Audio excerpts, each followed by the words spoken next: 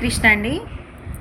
నా సతో విద్యతే భావః నా భావో విద్యతే సతః ఉభయోరపి దృష్టోంతః త్వనయోస్తత్వదర్శిభిః.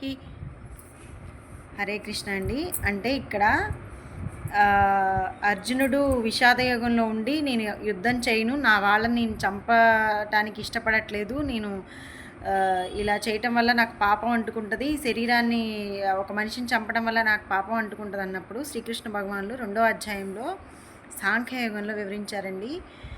అంటే నాసతో విద్యతే భావ అంటే ఈ ఈ శరీరం అనేది ఆల్రెడీ నువ్వు చంపకపోయినా నశించిద్ది.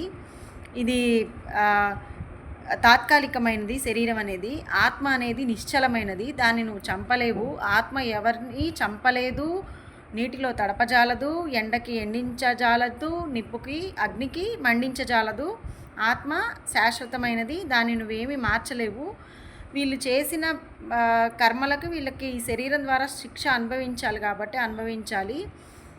ఎవరైతే ఈ రెండిటి మధ్య భేదాన్ని తెలుసుకుంటారో, శరీరానికి ఆత్మకి భేదం తెలుసుకుంటారో వాళ్ళు తత్వదర్శిభిః అంటే చాలా జ్ఞానులు అర్జున.